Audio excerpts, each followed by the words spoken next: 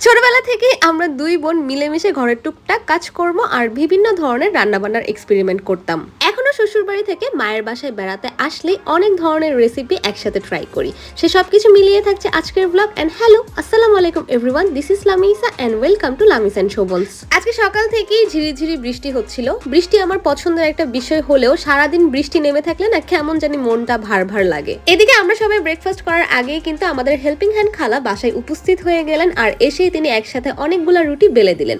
আর আমি কিন্তু ঝটপট করে আমার নিজের ব্রেকফাস্টটাও রেডি করে ফেলছিলাম। তোমরা যারা আমার ব্লগ রেগুলার দেখো তারা জানোই প্রতি মাসে আলহামদুলিল্লাহ আমার ছেলের জন্য একটা করে কেক কাটা হয়। তবে আজকের কেকটা কিন্তু একটু বেশি স্পেশাল, কারণ আরিশের নানুমণি এই কেকটা আরিশের জন্য কিনে নিয়ে এসেছিল।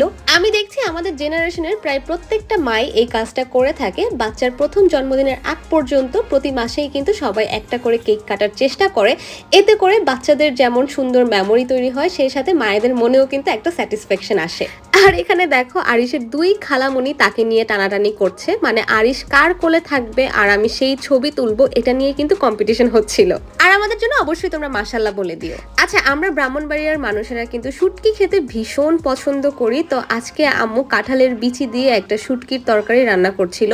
আলু, চিচিঙ্গা, কাঁঠালের বিচির সাথে আম্মু কলমি শাক দিয়ে শুটকির তরকারিটা রান্না করছিল। তোমরা কিন্তু চাইলে কলমি শাকের বদলে যে কোনো শাক, মানে লাউ শাক বা কুমড়া শাকও ব্যবহার করতে পারবে। এখন যোগ করা হচ্ছে এই তরকারি স্টার ইনগ্রেডিয়েন্ট, যেটা কিনা শুটকি। তবে এই শুটকির নামটা আমার মনে নেই। তোমরা যারা যারা এই শুটকি মাছটা চিনে থাকবে তারা কিন্তু অবশ্যই কমেন্ট করে জানিও। তোমরা যারা শুটকি লাভার আছো তারা শুটকি ভর্তা ছাড়াও এভাবে ট্রাই করে দেখতে পারো, অনেক মজা লাগবে। বাই দ্য ওয়ে, গরমের এই সময়টাতে বাসায় আম না থাকলে কেমন জানি খালি খালি লাগে, তাই আম্মু কিন্তু সকালে গিয়ে আমাদের সবার জন্য এই আমগুলা কিনে নিয়ে এসেছিল। আচ্ছা, সন্ধ্যার দিকে আমি আর আমার মেঝো বোন নাবিলা মিলে সন্ধ্যার নাস্তার জন্য মোমো তৈরি করে ফেলেছিলাম। আর রেডিমেড মোমো শিটগুলা দিয়ে কিন্তু আমরা এই মোমোগুলা বানিয়ে নিয়েছিলাম।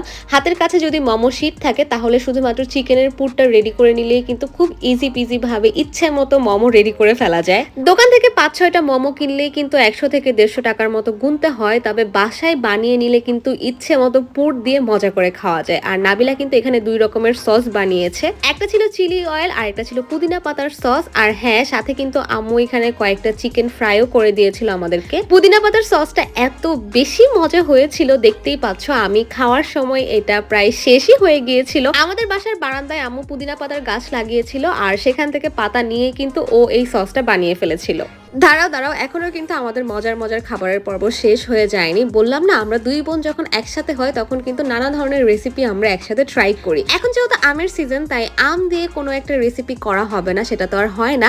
তাই আমরা দুই বোন মিলে এখানে একটা ম্যাঙ্গো কেক বানিয়ে নিয়েছিলাম। যদিও এখানে আমার থেকে নাবিলার ক্রেডিটই বেশি, কারণ কেক বানানোর ক্ষেত্রে আমি অনেক ভুলভাল মেজারমেন্ট করি, যেটা কিনা নাবিলার একদম পারফেক্ট হয় মাশাআল্লাহ। ও কিন্তু vanilla cake, chocolate cake, banana cake সবকিছু অনেক সুন্দরভাবে করে। আচ্ছা, মজার এত নাস্তা খেয়ে এখন কিন্তু আমরা চা পর্বটাও শেষ করে ফেললাম। ডিনারের পর আমরা 3 বোনই আম্মুকে বলছিলাম কিছু একটা ডেজার্ট আইটেম রেডি করে দিতে। তো বাসায় যেহেতু দুধ জাল করাই ছিল, আম্মু সেটাকে আরো ঘন করে জাল দিয়ে এখানে কয়েকটা ডিম একসাথে অ্যাড করে দিচ্ছিল।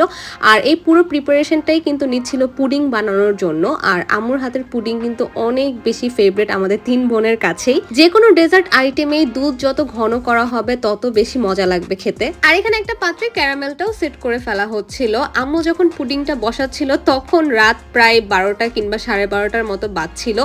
একমাত্র মায়ের কাছেই কিন্তু রাত বিরাতে এমন আবদার করা যায়। অনেক সময় নিজেদের আলসেমির জন্য পছন্দের কিছু রান্নাবান্না করে খেতেও ইচ্ছে করে না, তবে মায়ের কাছে এসবের কিন্তু কোনো বাজবিছার নাই। যখন যা খেতে মন চায় তখন সেটাই আবদার করে ফেলি। যাই হোক, আম্মু কিন্তু 2টা পুডিং বানিয়েছিল। প্রথমটা তো আমরা সাথে সাথে রাতেই কেটে কুটে খেয়ে ফেলেছিলাম, আর এটা সকালে ঘুম থেকে ওঠার পর কেটে নিচ্ছিলাম। যেহেতু অনেক রাতে তাড়াহুড়ো করে করা হয়েছিল, তাই দেখতে যেমনই হোক খেতে কিন্তু 100-তে 100 ছিল। তো আজকের মতো ব্লগটা এই পর্যন্তই। কেমন লেগেছে তা অবশ্যই জানিও। Thanks for watching, tata, bye bye.